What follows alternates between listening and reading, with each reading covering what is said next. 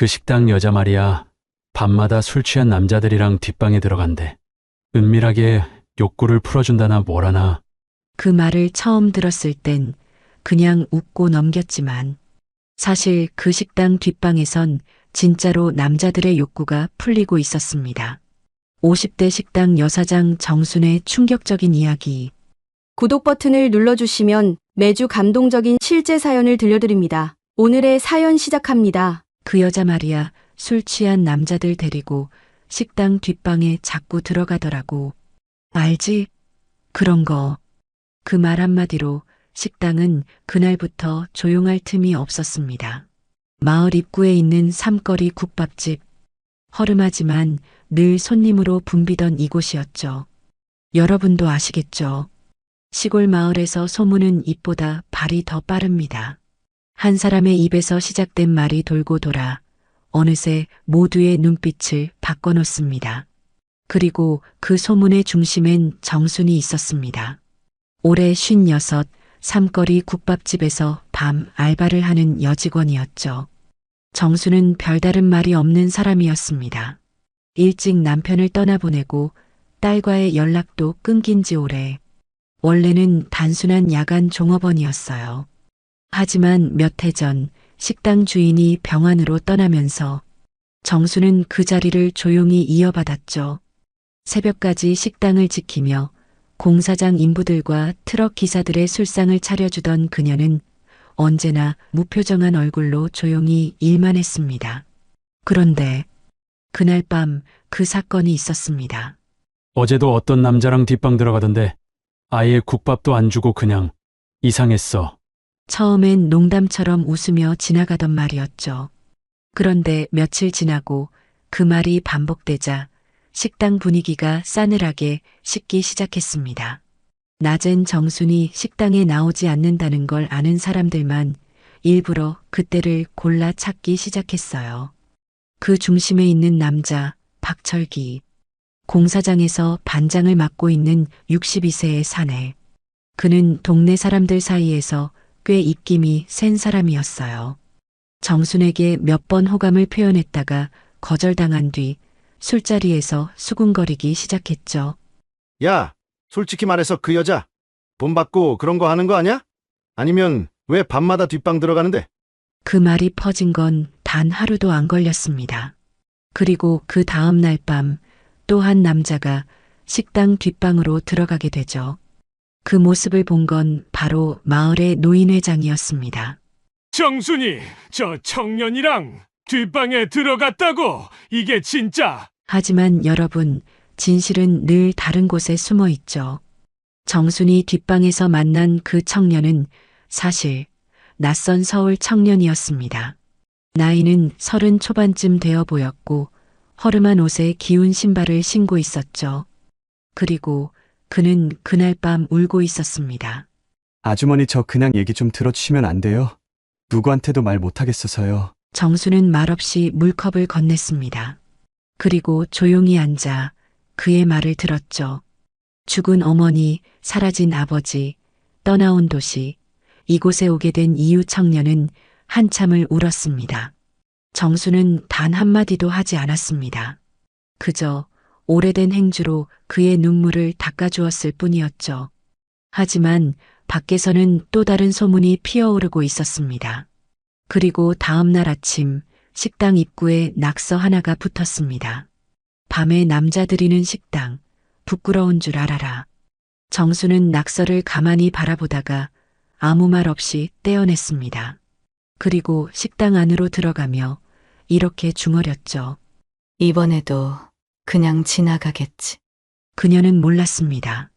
그날 뒷방에서 울던 청년이 그녀의 삶을 완전히 바꿔놓게 될 인물이라는 것을요. 그리고 며칠 뒤 누군가 정순의 과거를 파헤치기 시작합니다. 그녀가 잃어버린 동생, 그녀가 몰래 품고 있던 죄책감, 그리고 그 청년의 정체, 그 모든 진실이 드러나기 시작하는 순간 정순의 삶은 다시는 예전으로 돌아갈 수 없게 됩니다. 정순은 그날도 아무렇지 않게 식당에 출근했습니다. 밤 8시 식당 안은 전날의 소문에도 불구하고 사람들로 꽉 들어찼죠. 사람들은 웃으며 국밥을 들이켰지만 눈빛만큼은 달랐습니다. 저 여자 안 그래 보였는데 말이야. 참 겉 다르고 속 다른 세상이지. 지난번에 나도 술 취해서 한번 건드려 볼까 했는데 진짜 뒷방 들어가는 줄이야? 정수는 그 말들이 들려왔습니다. 뚜껑 닫힌 전기밥솥이 덜컥거리는 소리, 부탄가스 불 위에서 팔팔 끓는 내장탕보다 더 크게요. 하지만 그녀는 표정 하나 바꾸지 않았습니다. 국밥을 푸고 소주병을 내주고 뒷정리를 했습니다. 그러던 그때 식당 문이 열렸습니다. 그 청년이 다시 왔던 겁니다. 어제 울다간 말도 제대로 못하던 그 청년. 그는 식당 안 사람들의 시선을 무시한 채 곧장 정순 쪽으로 다가왔습니다. 저 어제 정말 감사했어요. 다시는 안 올 거라 생각했는데 도저히 그냥은 못 가겠더라고요. 정수는 그를 한번 쳐다봤을 뿐 말없이 앞치마를 고쳐매며 말했습니다. 자리에 앉으세요. 밥은 먹고 다녀야지. 그날 밤 그 청년은 식당 한쪽에 조용히 앉아 밥을 먹었습니다. 국밥 한 그릇을 비우는데 1시간이나 걸렸죠. 그 시간 동안 정수는 아무도 모르게 그를 곁눈질로 살펴봤습니다. 어딘가 낯이 익었습니다. 단순히 불쌍해서가 아니었습니다. 무언가 오래된 기억의 파편이 자꾸 머릿속을 두드렸습니다. 내 여동생 영숙이가 떠나던 날 품에 무언가 안고 있었지. 아기 같기도 하고. 그럴 리가 없지. 아닐 거야. 하지만 바로 그때 식당 문이 쾅 하고 열렸습니다. 박철기였습니다. 얼굴이 붉게 상기된 채 취기가 오른 목소리로 소리쳤습니다. 야, 정순아, 내가 다 알아. 어제도 또 뒷방에서 뭐 했지? 내가 봤어? 다 봤다고. 식당 안이 순식간에 조용해졌습니다. 수저지를 멈춘 사람들, 술병을 들던 손, 다들 정순과 철기를 번갈아 보며 숨을 죽였습니다. 정순은 천천히 손을 닦았습니다. 그리고 앞치마를 벗으며 말했습니다. 철기 씨, 무슨 말을 하고 싶은 건데요? 내가 너한테 왜 고백했는지 알아? 불쌍해서였어. 혼자서 국밥이나 말고 사는 그 꼴이 안타까워서. 정수는 천천히 식당 문을 열고 철기에게 밖으로 나가달라는 눈빛을 보냈습니다. 하지만 철기는 나가지 않았습니다. 오히려 청년을 향해 손가락질했습니다. 얘는 또 뭐야? 어제 같이 있었던 놈 아니야? 야, 너 돈 얼마 주고 했냐? 그 순간 청년이 벌떡 일어났습니다. 손에 쥔 숟가락이 떨리고 있었습니다. 하지만 그는 아무 말도 하지 않았습니다. 단지 고개를 숙인 채 그대로 밖으로 나갔습니다. 그리고 정순도 따라 나섰습니다. 식당 밖 주차장 한편에서 청년은 담배를 물었습니다. 손이 심하게 떨렸고 눈은 빨갰습니다. 저 죄송해요. 괜히 제가 와서 이런 일이. 괜찮아요. 나는 원래 소문과 함께 사는 사람이니까. 정수는 그렇게 말하며 청년에게 봉투 하나를 건넸습니다.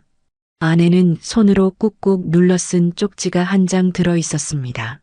너를 처음 봤을 때 어딘가 많이 닮았다고 느꼈단다. 혹시 내 어머니 이름이 윤영숙이니? 그 청년은 순간 숨이 멎는 듯한 표정을 지었습니다. 그리고 그날 밤 식당 벽에는 또 다른 낙서가 붙었습니다. 이번에는 더 노골적이었습니다. 몸 파는 여자가 국밥이나 만들지 말고 나가라. 정수는 낙서를 뜯지 않았습니다. 그녀는 그 앞에 서서 오래도록 바라보다 손으로 쓱 문질렀습니다. 그리고 혼잣말처럼 이렇게 중얼거렸습니다. 이제 그만 좀 아프자, 정순아. 그녀의 허리에서 느껴진 극심한 통증. 그리고 그날 밤 정순은 식당 안에서 조용히 쓰러졌습니다. 정순이 식당 바닥에 쓰러진 건 새벽 1시 20분.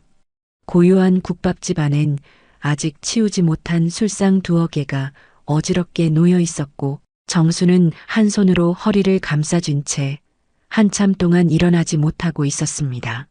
다행히 옆 건물에서 청소하던 아주머니가 발견해서 119를 부른 덕에 병원으로 옮겨졌죠.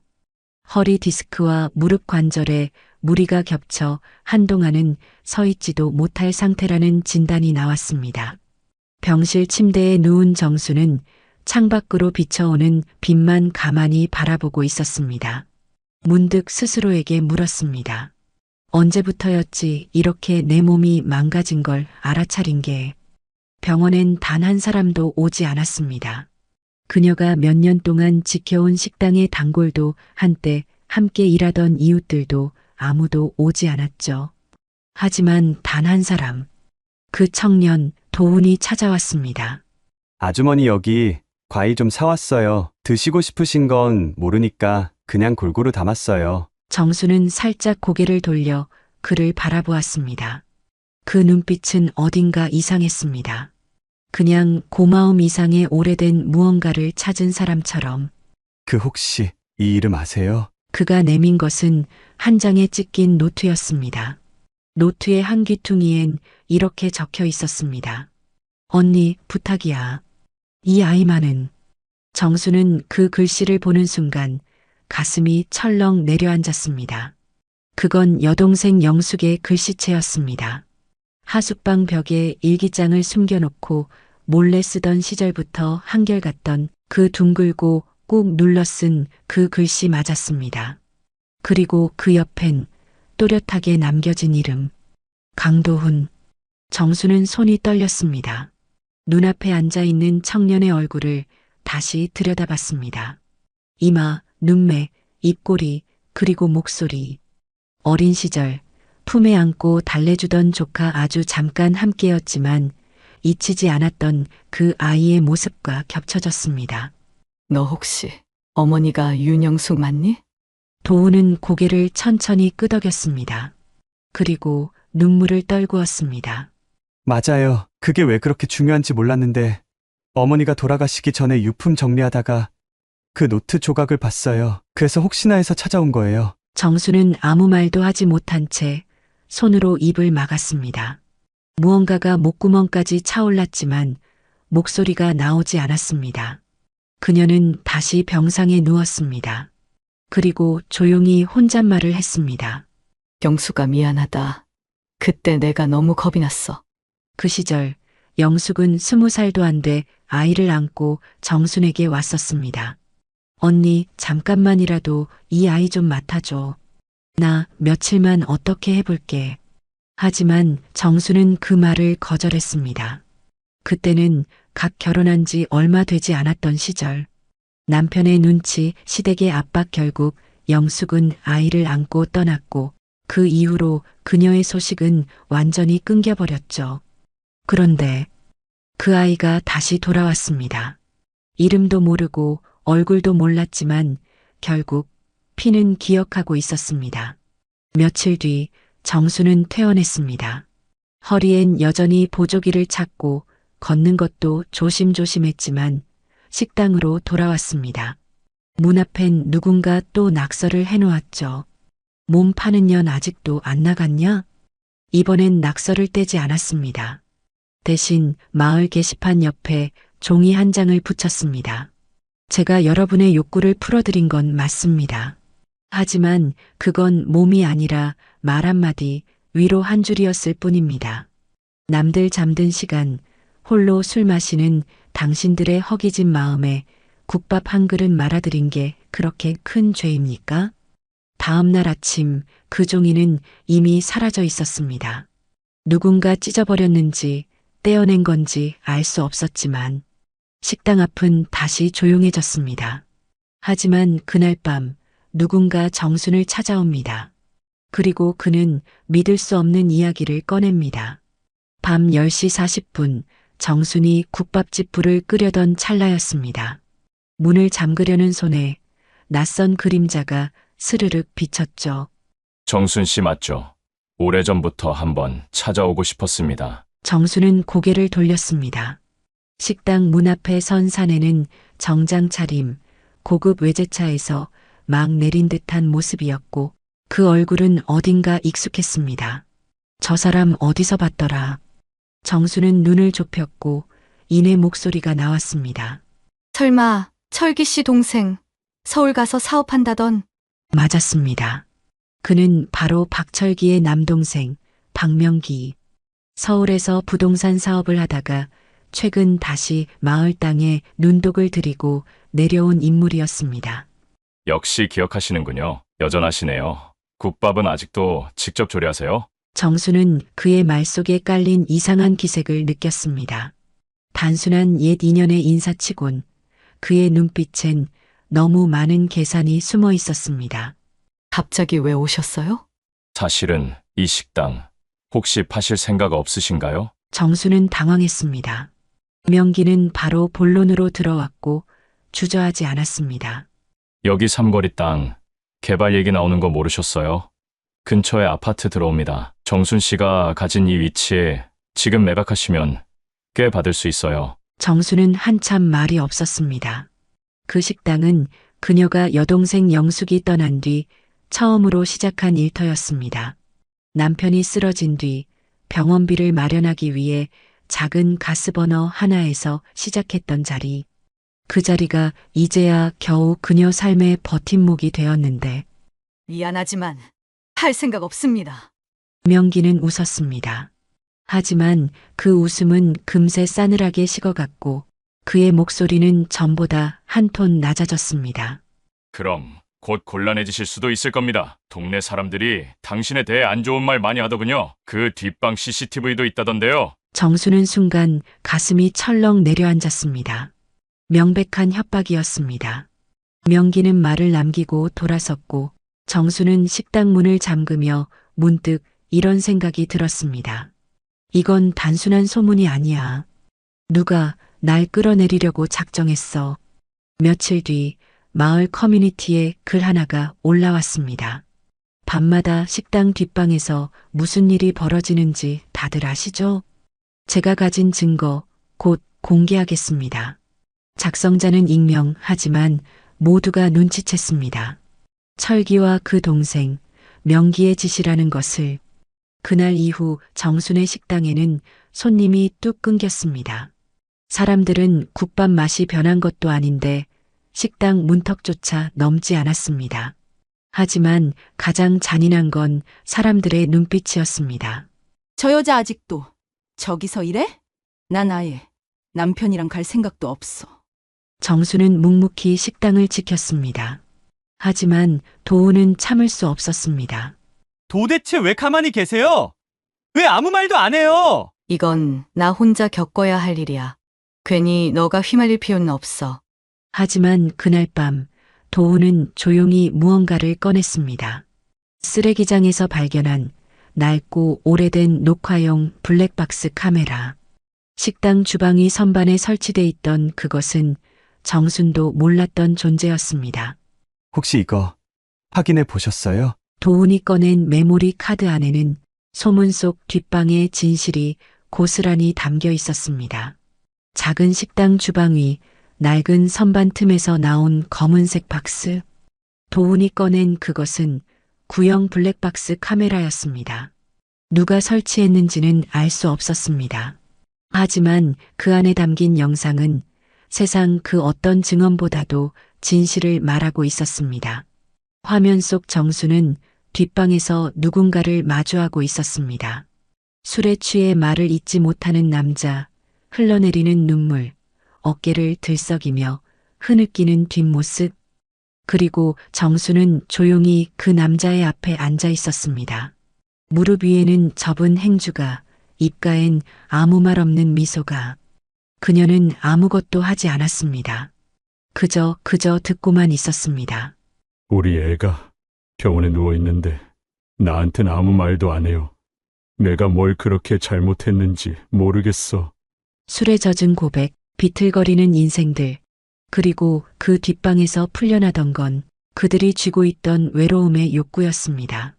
정수는 그 욕구를 몸으로 푼 적이 없었습니다. 단 한 번도. 하지만 소문은 정반대로 흘러가고 있었습니다. 도훈은 이 영상들을 노트북으로 정리해 마을 커뮤니티에 익명으로 올렸습니다. 제목은 단순했습니다. 그 여자의 뒷방, 진짜 욕구를 푼 건 누구였을까? 글과 함께 영상 일부가 올라간 지 단 6시간. 댓글은 수십 개씩 달렸고 마을 사람들의 반응은 서서히 흔들리기 시작했습니다. 이건 좀 다르네. 그 여자 몸 파는 거 아니었잖아. 오히려 저 사람들이 기대하고 있던 거였네. 하지만 그 진실을 가장 먼저 부정한 건 박철기였습니다. 그딴 영상은 조작이야? 다 짜고 친 수작이라고. 내 동생도 그 여자 봤다 그랬어. 내 눈으로도 직접 봤고. 하지만 그 순간 정순이 병원에서 받은 허리 수술 진단서가 마을회관 게시판에 붙었습니다.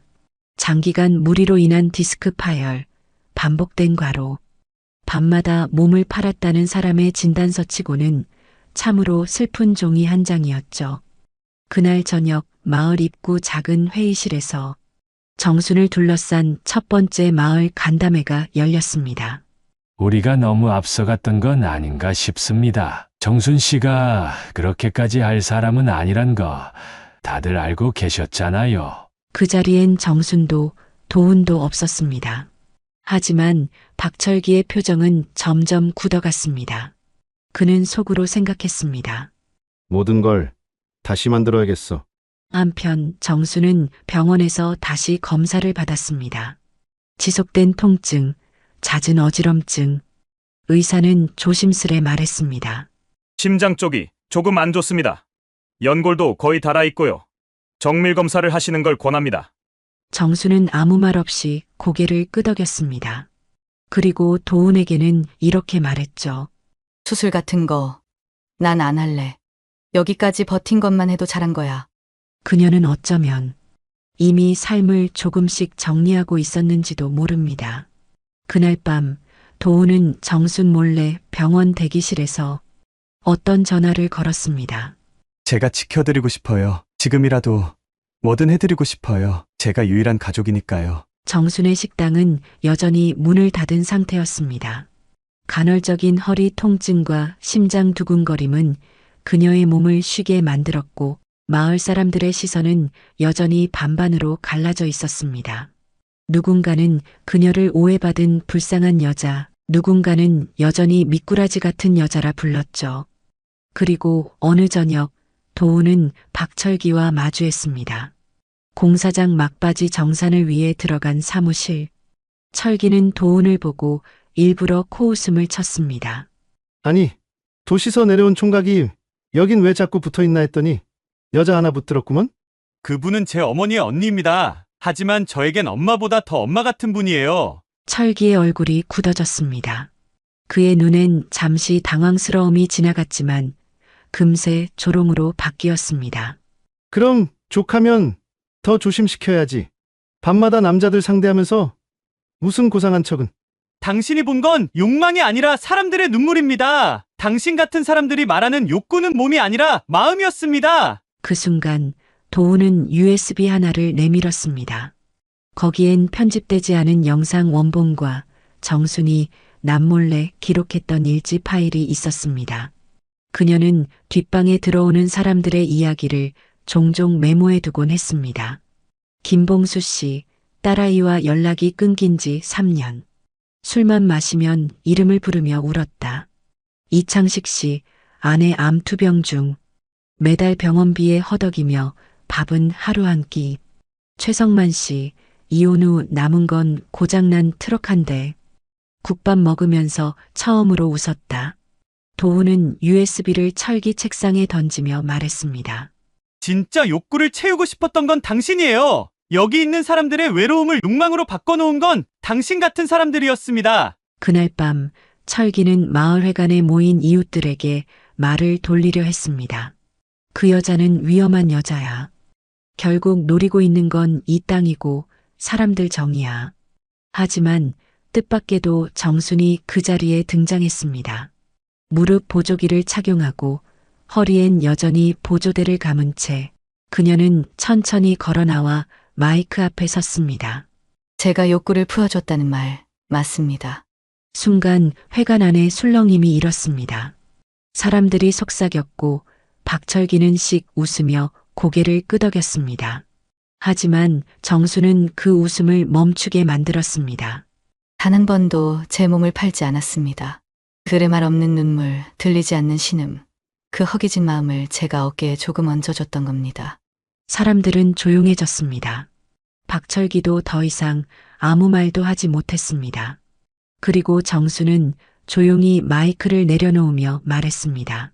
살다 보면 말보다 더 아픈 게 눈빛입니다.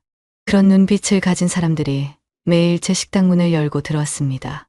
전 그냥 그 사람들이 사람이란 걸 느끼게 해주고 싶었습니다. 그날 이후 마을 사람들의 반응은 조금씩 달라졌습니다.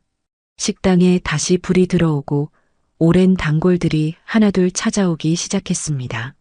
하지만 정수는 그들에게 더 이상 뒷방 문을 열지 않았습니다.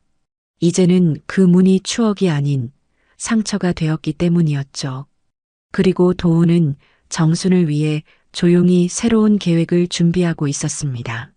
그 계획은 식당을 떠나는 것이었습니다. 정수는 식당 뒷방의 의자에 앉아 도훈이 내민 종이 한 장을 바라보고 있었습니다. 거기엔 이렇게 적혀 있었습니다. 작은 국밥집 임대 계약서, 영월 시장통 한가운데 위치. 이곳 떠나서 새 출발하시는 건 어때요? 서울은 부담스러우실 테니 강원도 영월이 좋아 보여서요. 도훈은 정순 몰래 준비한 것이었습니다. 조용한 시골 시장, 욕심 없는 월세, 그리고 무엇보다 새로운 시선이 없는 동네. 내가 정말 그만두는 게 맞을까? 여기서 버텨온 게 벌써 몇 년인데. 정순의 마음속엔 미련이 남아 있었습니다. 하지만 매일 식당 앞에서 주춤거리는 손님들, 뒤에서 들리는 낮은 목소리들은 이제 고통이었습니다. 사람들이 날 다 잊기 전까진 여긴 지옥이야. 지금 떠나는 게 맞겠지. 며칠 뒤 식당 문에 간단한 안내문이 붙었습니다. 그동안 고마웠습니다. 국밥은 다른 데서 계속 끓일 예정입니다. 누군가가 그리울 땐 영월시장 순국밥으로 오세요. 박철기는 씁쓸한 표정으로 그 문구를 바라봤습니다. 그토록 밀어내려 했던 여자가 그렇게 말없이 사라진다는 사실이 왠지 모르게 허탈하게 느껴졌습니다. 하지만 바로 그날 밤 철기는 명기와 술자리를 하며 또 다른 계획을 내뱉었습니다. 지들끼리 저리 도망간다고 끝날 줄 알아? 그 식당, 우리 손에 들어올 수 있었던 땅이야. 가만 안 둘 거야.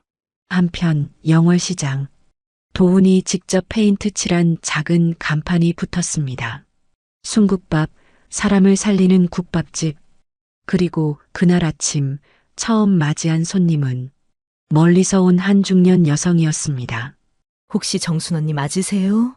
저 영숙이랑 중학교 동창이에요. 영숙이 마지막까지 정순 언니 얘기만 했어요. 정수는 말없이 그녀의 손을 꼭 잡았습니다. 그리고 속삭였습니다. 이젠 내가 동생 몫까지 열심히 살아보려 해요. 영월에서의 첫 한 달, 정수는 처음으로 욕하지 않는 눈빛 속에서 일했습니다. 손님들은 이름 대신 사장님, 이모님이라 불렀고 도훈은 시장통에 완전히 녹아들어 매일 새벽부터 준비를 도왔습니다. 이 국밥 진짜 사람 살리네요. 어제 장사 덮겠단 말 취소할게요. 그 말에 정수는 웃음을 보였습니다. 진심으로 누군가에게 필요한 존재가 된 것 같은 순간 그녀의 삶은 조금씩 재온기를 되찾고 있었죠. 하지만 어느 날 아침 낯선 번호로 전화 한 통이 걸려왔습니다. 정수는 직감적으로 느꼈습니다. 또 그늘이 돌아왔구나. 여보세요? 순희 씨, 거긴 조용해요? 그때 못한 인사 이제 할까 싶어서. 목소리의 주인공은 박명기였습니다. 서울로 돌아갔다던 그는 이제 영월에도 손을 뻗고 있었습니다. 그 시장 다시 개발 들어간대. 당신네 식당 그 라인도 해당이더라고. 이젠 도망갈 데 없겠네. 정수는 아무 말도 하지 않았습니다. 하지만 마음은 또다시 출렁이고 있었습니다. 도훈도 전화를 확인하고는 이를 꽉 물었습니다. 이제 저 사람들과 끝장을 봐야겠어요. 이젠 당하지만 말고 지켜야 할 걸 지킬 때예요. 며칠 후 시장에 구청 건축과 직원들이 나타났습니다. 정순의 국밥집 포함 몇몇 점포들이 불법 구조물로 지정되었다는 통보를 받았죠. 그날 밤 도훈은 정순에게 한 장의 종이를 내밀었습니다. 과거 박명기와 관련된 부동산 불법 매입 자료였습니다. 그는 이미 서울에서 투기조사 대상이었고 영월 땅도 명의를 차명으로 돌린 정황이 드러나고 있었죠. 이번엔 제가 나설게요. 정식으로 고발해서 이 사람들 얼씬도 못하게 하겠습니다. 정수는 말없이 고개를 끄덕였습니다. 하지만 그 눈빛은 아주 조용히 떨리고 있었습니다. 그녀는 그날 밤 옛 뒷방에 두고 온 작은 상자를 떠올렸습니다. 거기엔 아직 열지 못한 편지 한 통이 들어 있었죠. 그 편지는 여동생 영숙이 죽기 전 마지막으로 남긴 유일한 글이었습니다. 그날 밤 정수는 국밥집 셔터를 내린 뒤 가방에서 작은 철제 상자를 꺼냈습니다. 시간의 발에 잿빛이 된 그 상자는 늘 장롱 깊숙이 숨겨져 있던 물건이었습니다. 뚜껑을 열자 몇 장의 사진과 함께 접힌 편지 한 장이 눈에 들어왔습니다. 봉투 위에는 흔들리는 글씨로 이렇게 적혀 있었습니다. 언니, 이게 마지막 일지도 몰라. 정수는 조심스럽게 편지를 펼쳤습니다. 여동생 영숙의 글씨는 여전히 둥글고 불안정했지만 단어마다 절박함이 배어 있었습니다. 언니, 나 정말 많이 무서워. 이 아이 도훈이 하나만은 제대로 키우고 싶었는데 내가 지금 곁에 있어선 안 될 것 같아. 사람들 눈길도 무섭고 무엇보다 내가 자꾸 이 아이를 원망하게 될까봐 그게 더 두려워. 언니, 만약 내가 못 돌아오면 내 아들 기억하지 않게 키워줘. 엄마란 단어도 나의 이름도 남기지 말고. 하지만 언니만은 언젠가 꼭 그 애한테 내 진심을 전해줘. 나는 끝까지 사랑했다고. 정순의 손이 편지를 부여잡은 채 멈췄습니다. 눈물이 뺨을 타고 흘렀지만 그녀는 소리내어 울지 않았습니다. 그저 눈앞의 글자 하나하나를 마음 깊이 새기듯 읽었습니다. 그 시각 도훈은 구청 민원실에서 서류를 제출하고 있었습니다. 박명기의 부동산 불법 투기 정황을 정리한 고발장과 공익제보 자료까지 첨부된 탄탄한 문서들이었죠. 내용 잘 확인했습니다. 관련 부서 이관하고 추후 회신 드릴게요. 밖으로 나오는 순간 도훈은 하늘을 올려다보았습니다. 가로등 아래 그의 눈엔 다짐이 담겨 있었습니다. 이젠 도망치는 게 아니라 지켜야 할 걸 지킬 거예요. 이모가 지켜왔던 그 마음까지도. 며칠 후 구청 홈페이지에 한 줄 공고가 올라왔습니다. 박명기 외 2인 영월시장 내 부동산 투기 및 차명, 매입 관련 조사 착수. 마을엔 다시 웅성거림이 일었습니다. 그리고 정순의 국밥집 앞 오래도록 모습을 감췄던 한 노인이 찾아왔습니다. 정순 씨, 나 말이요. 그때 그 낙서 내가 쓴 거요. 그땐 왜 그런지 모르겠더라고.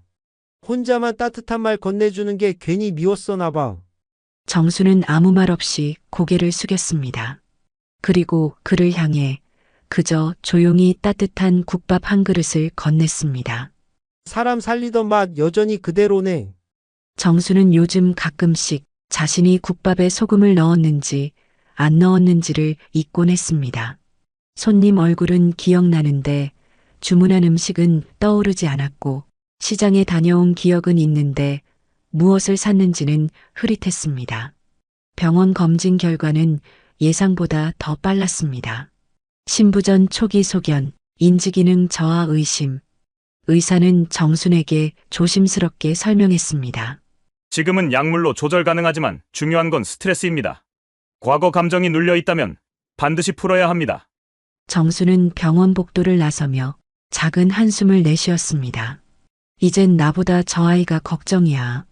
그날 밤 국밥집 셔터 앞에 종이 한 장이 붙었습니다. 익숙한 글씨체. 너가 지키려는 그 여자 곧 사라질 거야. 넌 또 못 지키겠지? 도훈은 종이를 찢으며 이를 악물었습니다. 그 글의 주인공은 박철기. 그는 박명기와 함께 마지막 발악을 시작하고 있었습니다. 명기는 도훈이 고발한 사실을 뒤집기 위해 자신이 정순과 과거 연인이었다는 루머를 흘렸습니다. 도훈이란 애, 사실 정순 씨의 아들이래. 불륜으로 나왔다는 말도 있더라. 지금 같이 사는 것도 이상하지 않아? 그 말이 온라인 커뮤니티에 퍼지기 시작하면서 국밥집엔 다시 한번 그림자가 드리웠습니다. 그날 밤 도우는 정순에게 차분히 말했습니다. 우리 여기까지 와서 또 무너질 순 없어요. 지금은 버티는 게 아니라 싸워야 해요. 그리고 저 그냥 조카로만 남고 싶지 않아요. 정수는 눈을 크게 떴습니다. 저는 이모가 그리워질 거예요. 매일 밥을 지어주는 모습, 그 따뜻한 손길, 엄마보다 더 엄마 같았던 그 눈빛. 그 순간 정순의 눈가엔 눈물이 맺혔습니다. 한참을 말없이 바라보던 그녀는 조용히 고개를 저었습니다. 나는 지금 나 하나도 감당 못해. 아픈 마음이 몸까지 썩어 들어가는데 어떻게 너를 품니? 도우는 아무 말 없이 그녀의 손을 잡았습니다. 그 손은 여전히 따뜻했지만 떨리고 있었습니다. 그날 밤 철기 형제가 국밥집에 들이닥칩니다. 그리고 정순 앞에 나타난 철기는 술에 취해 웃으며 말했습니다. 순이야, 그때 네가 내 손만 잡아줬어도 이렇게까지 안 됐어. 너도 알고 있잖아. 내가 너 좋아했던 거? 정수는 말없이 뒤돌아 식당 안으로 들어갔고 도우는 철기를 향해 한마디를 내뱉었습니다. 이젠 당신이 감당해야 할 시간이 왔습니다. 그날 아침 정수는 깨어나지 않았습니다. 국밥 냄비에 불이 붙지 않은 날은 6년 만에 처음이었습니다. 도훈이 그녀를 발견했을 때 정수는 식당 한켠 의자에 앉아 조용히 의식을 잃은 채였습니다. 병원 응급실 의사는 짧게 말했습니다. 신부전 증세가 심해졌고 일시적 의식저하 상태입니다. 회복엔 시간이 걸릴 겁니다. 무엇보다 정신적인 스트레스를 멀리해야 해요. 도훈은 그녀의 손을 꼭 붙잡고 눈을 감았습니다. 마음속엔 분노와 죄책감이 동시에 소용돌이쳤습니다. 그는 곧장 구청으로 향했습니다. 그리고 영상 하나를 민원 게시판에 올렸습니다. CCTV 영상. 철기 형제가 식당 앞에서 정순을 위협하며 떠들어대는 장면. 명기가 통화 중 땅만 뺏으면 그 여자 인생 끝이라고 말하는 음성 녹취. 그리고 캡션. 욕망은 권력으로 포장되었고 진실은 국밥 위에 무시되었다. 그 영상은 순식간에 SNS와 지역 커뮤니티로 퍼졌습니다. 공분이 일었고 구청과 경찰 모두 수사에 착수했습니다. 며칠 후 박명기 체포, 박철기 역시 업무방해 및 명예훼손 혐의로 조사를 받게 되며 형제는 동시에 무너졌습니다. 정순이 입원한 병실 창밖, 벚꽃이 피기 시작했습니다. 눈을 뜬 그녀는 천장을 바라보다 곁에 앉아 졸고 있는 도훈의 손을 가만히 감쌌습니다. 지켜줘서 고마워. 그 말 이제는 해도 되겠지? 도훈은 눈을 떴고 두 사람은 처음으로 따뜻하게 웃었습니다. 하지만 그 웃음 뒤편 의사는 가족을 따로 불러 말했습니다. 심장은 언제든 멈출 수 있습니다. 회복보다는 준비가 더 필요할지도 모릅니다. 정수는 병실 창문으로 들어오는 햇살을 바라보며 조용히 중얼거렸습니다. 이제 정말 다 살았다 싶다. 그녀는 거창한 유언 대신 작은 공책에 손편지들을 써내려갔습니다. 도훈에게, 도훈의 어머니 영숙에게, 그리고 자신에게. 도훈아, 너는 엄마와 나, 두 사람의 마지막 선물이야. 우리의 삶이 너에게 짐이 되지 않길 바란다. 도훈은 그 편지를 병실 한켠에서 몰래 읽으며 눈물을 참았습니다. 그는 정순을 향해 말했습니다. 이모, 저 간호사 공부 시작하려고요. 사람 살리는 국밥은 이제 손 대신 마음으로 끓이겠습니다. 정순은 미소 지었습니다. 그 미소는 말보다 더 많은 말을 하고 있었습니다. 며칠 뒤 태어난 정순은 영월시장 국밥집으로 돌아왔습니다. 더 이상은 매일 문을 열지 않았지만 그곳은 여전히 사람들의 기억에 머물렀습니다. 그 이모 참 별난 여자였지. 근데 국밥은 참 사람을 살렸어. 도훈은 그날 정순에게 작은 책자를 건넸습니다. 순애의 국밥. 그녀가 남긴 말과 손맛을 기록한 조그만 인생 요리책. 이젠 전국 어디서든 이 맛을 기억할 수 있도록 만들었어요. 정수는 그 책을 품에 안으며 속삭였습니다. 이젠 정말 놓아도 되겠다. 그날 밤 별이 유난히 밝았고 국밥집 불은 천천히 꺼졌습니다. 정수는 어느 날 국밥집 창고 정리를 하다 낡은 미니박스 하나를 발견했습니다. 그 안엔 오래된 앨범, 몇 장의 사진, 그리고 영숙이 떠나던 날 들고 있던 가방 조각이 들어 있었죠. 그녀는 도훈을 불러 말했습니다. 이 안에 너의 어머니가 남긴 마지막 편지가 있을지도 몰라. 그날 난 못 열었어. 무서워서. 근데 이제 봐야 할 것 같아. 두 사람은 조심스럽게 상자를 열었습니다.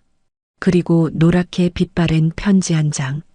그 편지는 아들에게라는 말로 시작되고 있었습니다.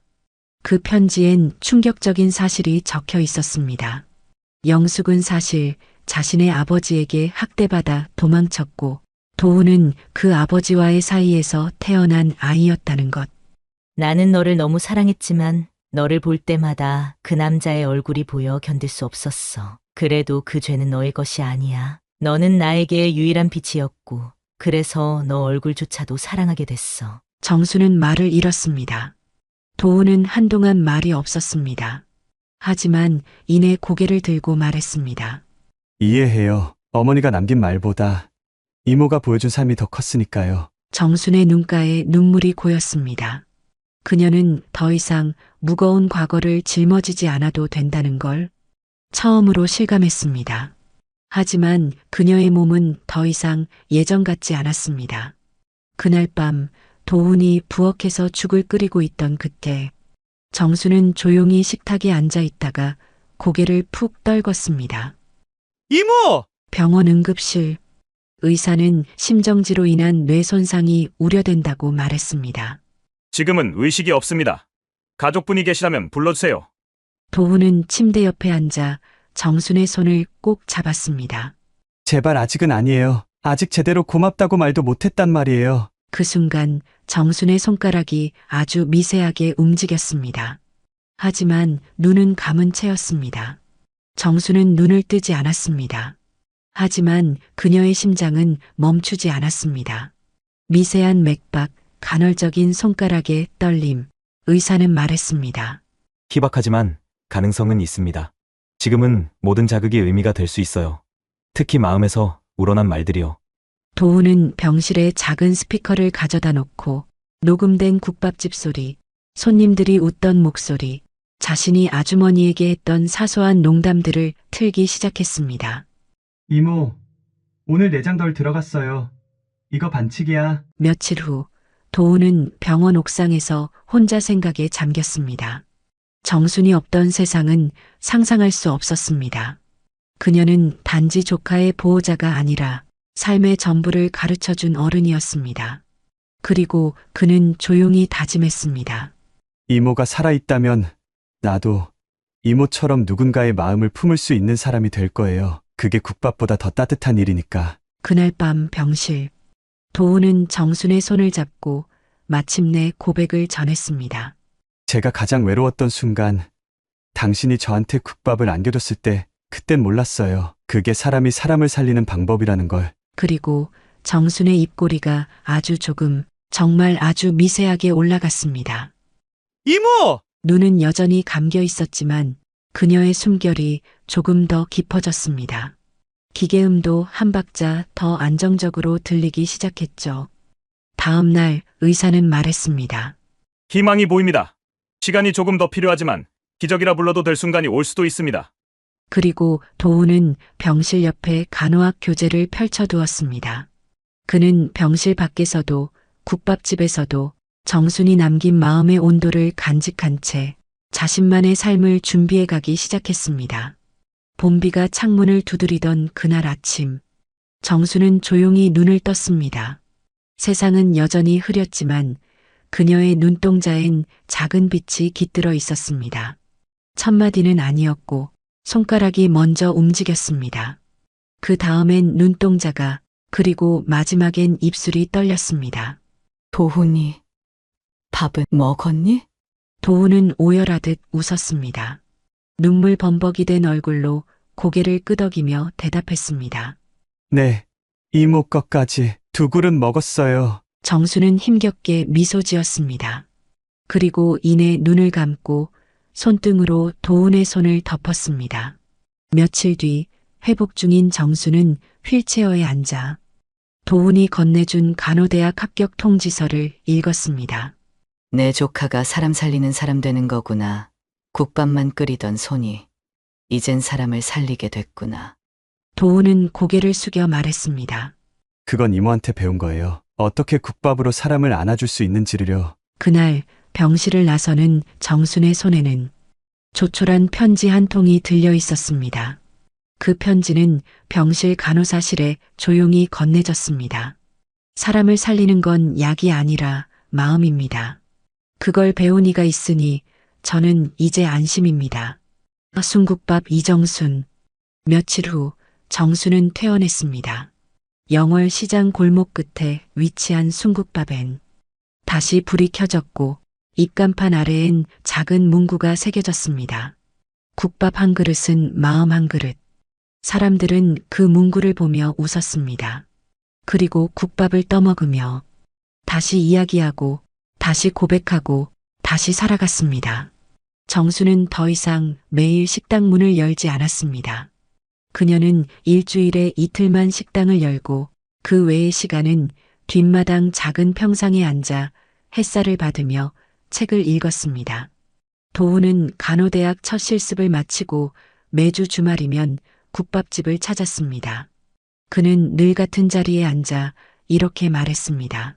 이모 국밥은 2그릇이 국룰이에요. 정수는 그 말에 피식 웃으며 다시 국자로 국물을 푸곤 했습니다.